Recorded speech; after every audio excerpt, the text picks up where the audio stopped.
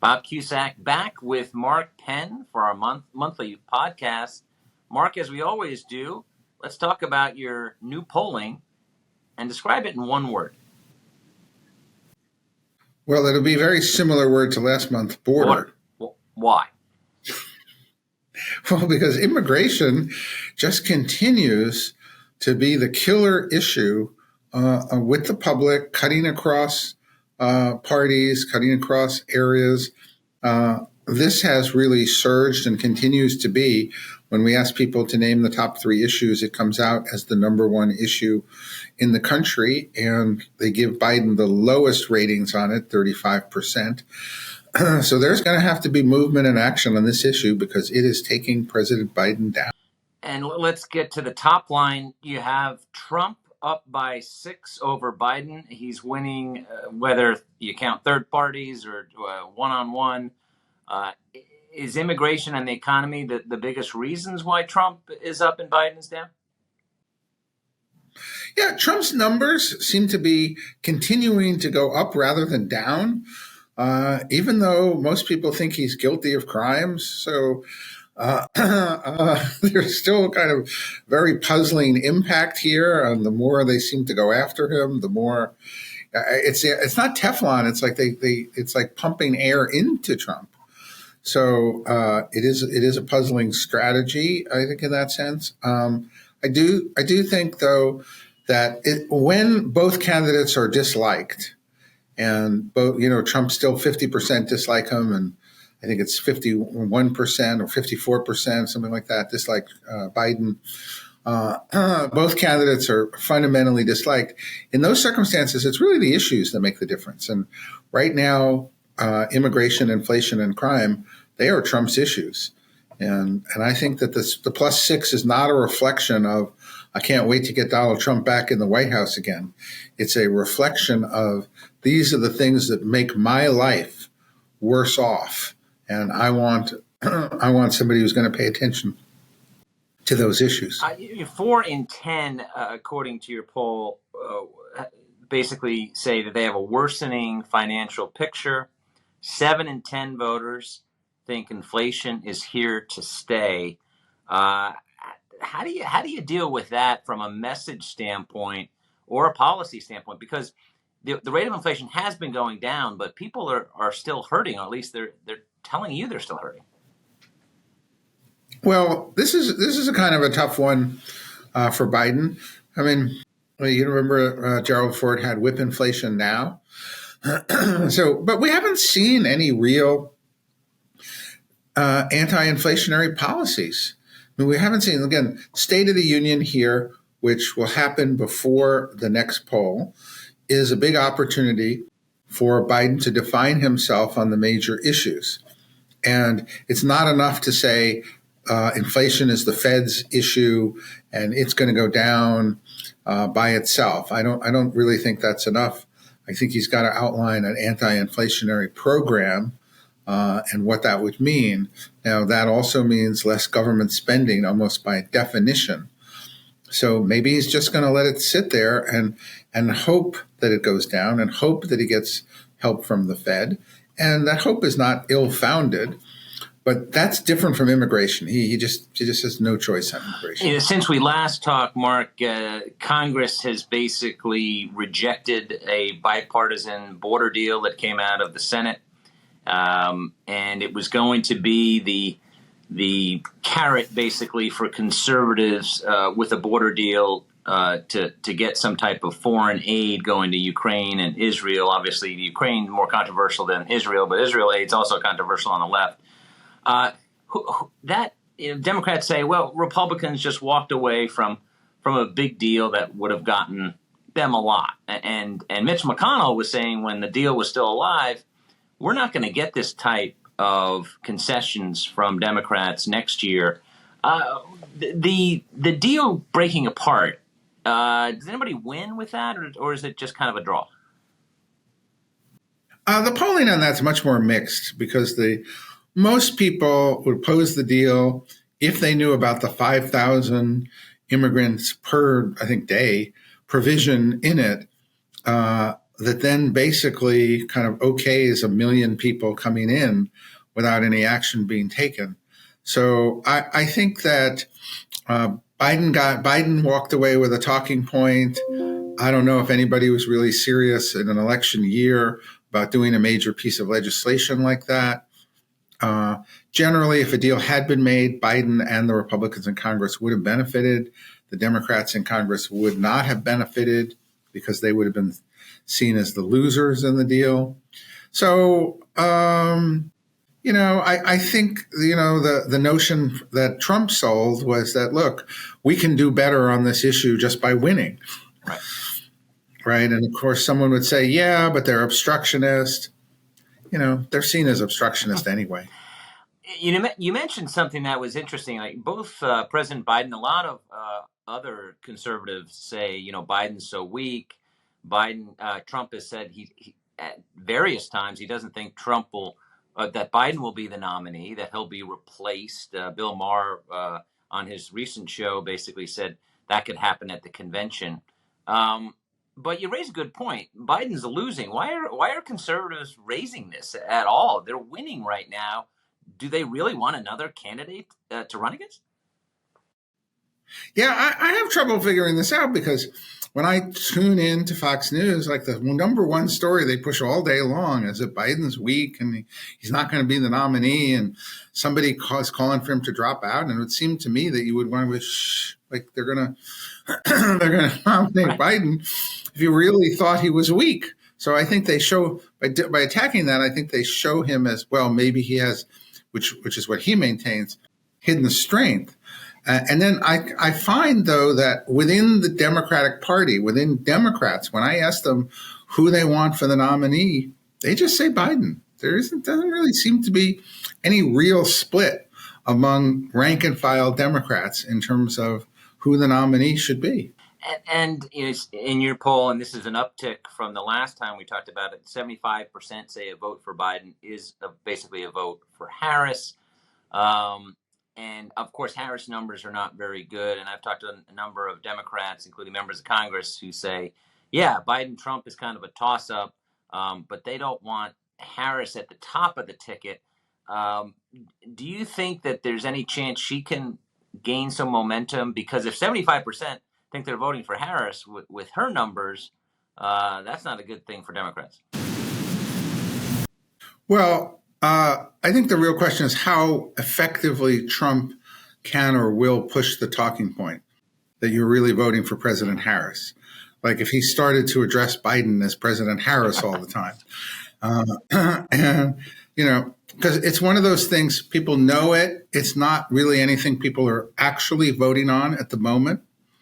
And so it's one of those things where does the opposition campaign effectively make that a salient issue?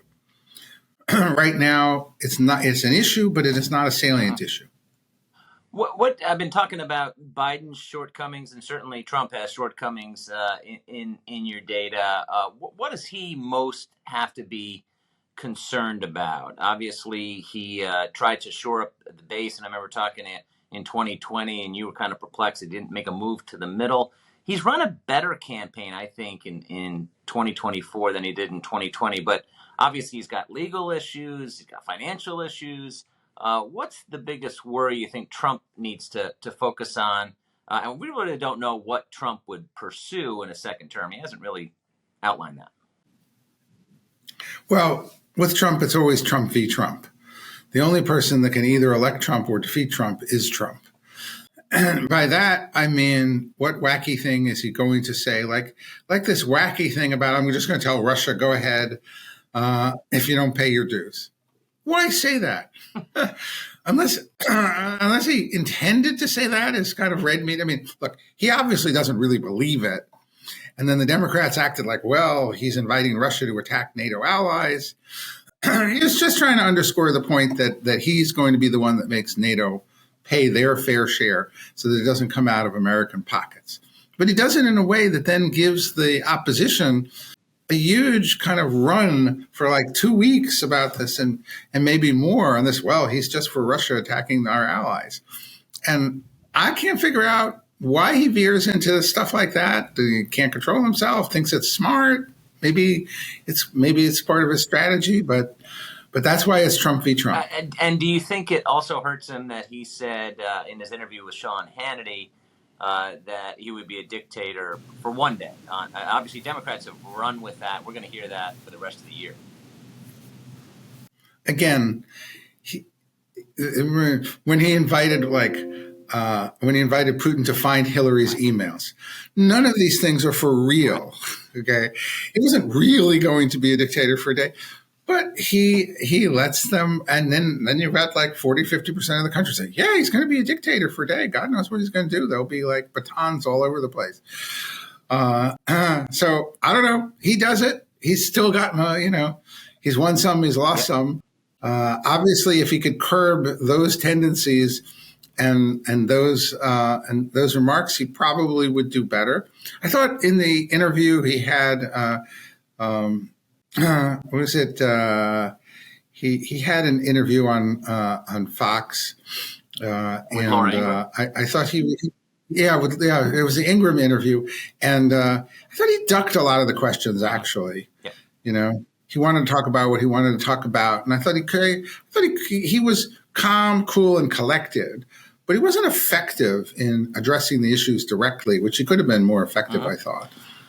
Obviously, the president's age, to the chagrin of the White House, is an issue. It's on voters' minds. We're seeing more and more Democrats publicly talking about this. Democrats did win the special election in Long Island. Okay, that was a big deal because otherwise I think it would have been really major angst time within the Democratic Party had they lost that. Now, that was a Biden district. They were expected to win. It was kind of a must-win. They did win. However, looking at your poll, 1 in 3 Democrats have doubts about Biden's fitness. And related to that, of course, was the special counsel's report on Biden on classified documents. And that report raised issues about his age and also his mental fitness.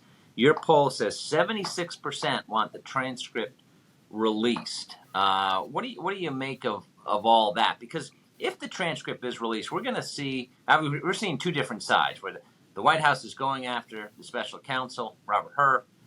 Republicans obviously trying to go on offense, trying to get the transcript in oversight from House chairmen, including Jim Jordan. What do you make of all this? Age is more of a salient issue right now than Harris. I think it is front and center because there are a lot of people who think he can continue to be president, but what will that mean?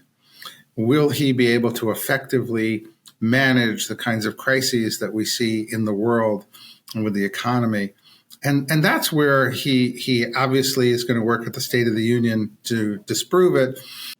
Look, it isn't helpful that virtually everything he does is very, very carefully managed. And there was a story about his note cards and that all the questions are pre-planned and pre-vetted. And on the other hand, it seems to be working for him. As ridiculous that it is, because it's all people see. And any of the unscripted moments do seem to veer off course. So, is this the third term of FDR? Right, where it got elected and nobody really knew, but they were kind of okay. I don't know, the whole thing. It's an issue. He has to continue to show that he has the sturdy leadership that's needed to be president. He's underwater on that. There's no shortage of international and national crises at which to display leadership. And I think mostly he has to not forget that it is the swing voters in the suburbs who will decide the election. And the left will not stay home against Donald Trump. And those threats from the left are just idle. They're not going to say, well, they're not going to do a Trump in the sense that, well, we'll just let everybody vote for Trump. Right. You can do that. So let's talk about that a little bit, especially as it relates to Israel and the war. Obviously, a lot of Democrats on the left not pleased with Biden have been vocal in that, and there has been some concern that they're going to stay home, but you don't buy that. No, and I think that the polling on Israel is very instructive. We ask a lot of questions on Israel, more than other polls, and really, if anything, support for Israel has been growing, not diminishing, and that's because you do not see daily pictures of Israel bombing, areas in Gaza the way you did see at the beginning of the war. And it has sunk in that Hamas has, hostages. And most people don't believe that there should be a ceasefire until these hostages are released. And support, like I said, if it's Israel or Hamas, it's over 80% who support Israel. So that's all the swing voters. And so the left here, I think, is getting undue influence, even though they really do not have the national support on this. And they're doing it because it's always frightening to people going into an election when the base says we're going to stay home. But my point is, I've never seen that a less credible threat than this election. Very interesting. Let's get into impeachment politics. Your poll says 3 in 5 support impeaching Mayorkas, which the House did on its second try in the redo, because the first one narrowly failed, but then they got everybody there and they narrowly passed it, and it's going to basically be dismissed, I think, relatively quickly in the Senate. But what about impeaching Biden? I know you're an expert on impeachment going back to the Clinton years. Trump was impeached twice. Do you think that trying to impeach Biden could backfire? And, well, honestly, they may not even have the votes to do it, but the right really wants it and Trump wants it. So that really puts Speaker Johnson in a very tough position. Well, an impeachment that goes nowhere hasn't proven to be worth much. And so if you don't really have the goods, then you're better off just writing a report and including everything in the report than doing an impeachment that allows Biden to get Biden acquitted. And so I think they're going to have to think through the notion that, A, they're still in the gathering of information investigative phase, and we're going to have the interview shortly with Hunter Biden himself. There could be, if there were a functioning Justice Department, a lot of perjury indictments that come out of this testimony. Some of it seems fairly not credible to me so far, and very much at odds with facts that the committee has pretty expertly gathered. And in the polling, people would consider it serious if the president really was in business with his brother and son, and supporting and helping them maintain the business. But in general here, I don't think Democrats are going to cave no matter what the evidence shows. So then the Republicans are going to have to wise up to whether or not Biden acquitted is going to do them any good. Probably it won't. You mentioned the State of the Union. Do you think it's better for Biden, because the State of the Union is going to happen potentially with, we still don't know what's going to happen with the government shutdown. Congress could punt it until later in the month. But do you think it'd be wiser for Biden to talk about a second term than really the remainder of the year, where honestly not much legislatively is going to happen? Yeah, no, I think that they have rather shrewdly moved this State of the Union date back. And this is really effectively the campaign opening speech. And I think they've got to put all their ideas. I mean, things that they want passed are not really to be passed in this session. They're really his next term agenda. And does he have a next term agenda? What is it? And what is he really pushing for? And that, I think, where this speech is a very important speech. I'm sure they're spending an awful lot of time on every word of the speech. Yeah, it's going to be very interesting. Obviously, Republicans hoping it will be his last State of the Union. Any? I don't know if anybody will be tearing it up behind the podium. Anything I missed, or any kind of closing remarks? Because this interesting data and data that Biden's going to have to improve his numbers to win. No, I think the lesson of this poll, to go back, is that immigration has been a sleeper issue, really cloistered just among mostly Republican partisans. It's exploded now onto the national scene. It really affects the critical suburban vote. This election will be decided in the suburbs. It won't be decided, I think, on turnout and which which candidate wins those suburban voters on these core issues. And the Democrats, I think, can effectively use abortion in the suburbs. I don't think climate change will be an issue one way or the other in the suburbs. I think crime, inflation, immigration. I think all of those things, are critical issues, and abortion on the Democratic side. And however those voters go will determine it. And that's why I think the question is the State of the Union going to be programmed to really satisfy the base and generate a groundswell for him from that base, or is it going to do as we did with President Clinton, really reach out to the swing voter with some really interesting proposals on crime, government spending, and immigration that would be tempting to moderate and swing voters? Well, it's going to be an interesting year. Obviously, the White House up for grabs, as well as the House and Senate. Mark, thanks so much. Until next month. Okay. Thank you, Bob.